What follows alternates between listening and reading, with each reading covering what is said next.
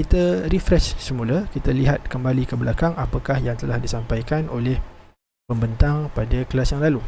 Antara 8 premis yang telah diberikan oleh golongan batiniah, mereka kata semua benda sama ada kita sabit atau kita nafi, sama ada hak atau batil, dan perkara yang hak itu hanya satu, yang batil itu lawannya, yang batil itu banyak, yang hak itu hanya satu. Okey. Yang kedua, untuk membezakan antara hak yang batil adalah perkara yang wajib atas setiap individu. Semua orang perlu membezakan antara hak yang batil, antara hak yang satu dengan batil yang banyak. Jadi mengetahui yang hak itu, kata batinnya, sama ada dengan kita fikir sendiri atau dengan kita berguru, yang kita belajar daripada orang lain. Kemudian yang keempat, apabila disabitkan kewajipan berguru, adakah guru itu mesti maksum ataupun kita boleh berguru dengan sesiapa sahaja? Kerana guru ni ada ramai, dan ramai-ramai guru tu pun saling bercanggahan pendapat, saling berbeza pendapat. Oleh itu, wajiblah berguru dengan yang maksum. Jadi hak ada satu, kebatilan ada banyak.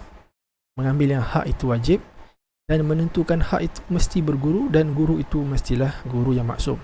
Premis yang kelima, kata mereka, boleh tak dalam alam ini ada guru maksum atau tak boleh? Jawapannya, tak boleh.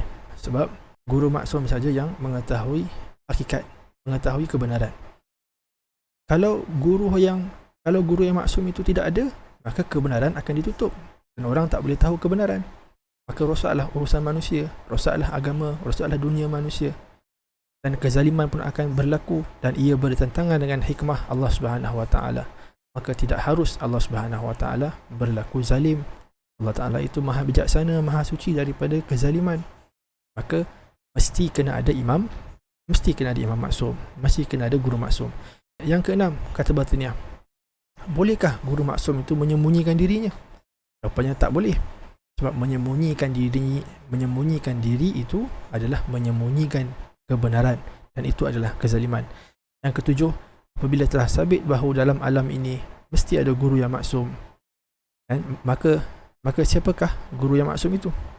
Kalau ada dua orang yang mengaku diri dia maksum, maka susahlah nak ditentukan. Tapi kalau ada seorang sahaja yang mengaku dia guru maksum, maka dia itulah, tertentulah dia itu guru yang maksum, dan tidak perlu dia memberi mukjizat kerana dia mengaku. Kan? Mengikut premis 1 sampai premis 6 tadi, mesti kena ada guru maksum, imam maksum. Kemudian datang seorang yang mengaku dia imam maksum, maka wajiblah kita ikut imam maksum itu. Tengok premis ke-8. Maka apabila telah diketahui secara pasti tiada seorang pun dalam alam ini yang mengaku bahawa dialah imam yang benar, yang arif, yang tahu segala rahsia-rahsia Allah, yang berperanan sebagai pengganti Rasulullah pada setiap perkara, maka kesimpulan yang mereka hendak sampai daripada susunan premis-premis dan mukadimah tadi, kesimpulannya adalah imam maksum di Mesir itulah dia imam maksum yang mesti kita ambil ilmu, pengetahuan agama daripadanya.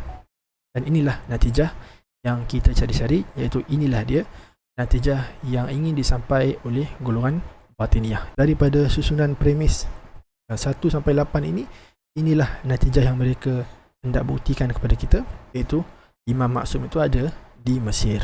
Jadi kita dapat lihat di sini bahawa golongan batiniah, mereka menyusun premis 1, 2, 3, 4, 5, 6, 7. Mereka berhujah, mereka beristintaj, mereka memberikan muqaddimah 1, 2, 3 untuk sampaikan kepada natijah yang mereka mahukan. Jadi mereka sebenarnya menyusun premis, mereka sebenarnya berfikir. Inilah dia nazar. Kita akan kembali semula kepada perkara ini pada slide yang di hadapan. Kemudian batiniah memberikan 5 dalil, 4 dalil akal dan 1 dalil syarak, bahawasanya berfikir guna akal dan nazar itu adalah salah, batal. Penelitian akal dan nazar ini adalah batal. Pertama, mereka kata siapa yang membenarkan akal, maka dia mendustakan akal, kan? Kerana akal A lain dengan akal B. Akal A akan cakap benda lain, akal B akan cakap benda lain. Jadi kalau kita membenarkan akal, maka kita sebenarnya telah menolak akal, kerana akal itu saling bercanggah-canggahan. Yang kedua, golongan batiniah kata, Asy'ariyah kata lain, ahli falsafah kata lain, Mu'tazilah kata lain. Mereka ini semua saling bercanggahan, sedangkan akal itu pun satu. Jadi apabila golongan yang berakal ini pun saling bercanggah-canggahan, saling berkhilaf-khilafan, maka pastilah akal ni tak boleh pakai, dan mestilah kita ikut imam yang maksum. Poin nombor 2 ni akan disebutkan nanti oleh Imam Al-Ghazali dalam jawapan beliau yang secara pukal. Mereka kata ada khilaf, maka akal tak boleh pakai. Apabila ada khilaf, apabila akal saling berbeza pendapat, maka akal tak boleh pakai. Adakah itu betul? Kemudian yang ketiga, golongan batiniyah kata satu adalah dalil kebenaran, manakala banyak adalah dalil kebatilan. Jadi kita harus ikut imam yang satu. Daripada kata-kata dia saja kita ikut. Kalau kita ikut akal, maka akan ada banyak pendapat, akan ada banyak kebatilan. Kemudian mereka kata lagi, pendirian seorang individu yang diputuskan oleh akal boleh berubah-ubah. Kan? Ada orang tu pada waktu muda dia berpegang dengan satu pendapat, bila dia dah tua sikit dia berpegang dengan pendapat yang lain.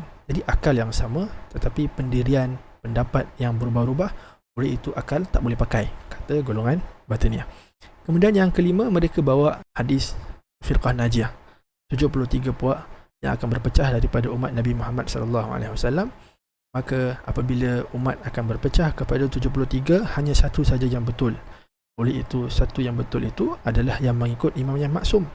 Manakala yang tidak ikut imam maksum itu adalah mereka yang mengikut nazar akal, mereka yang mengikut pemikiran, penelitian akal mereka masing-masing. Manakala golongan yang mengikut imam maksum, mereka lah yang ittiba'. Mereka itulah firqah najiyah yang dimaksudkan dalam hadis perpecahan umat kepada 73 golongan.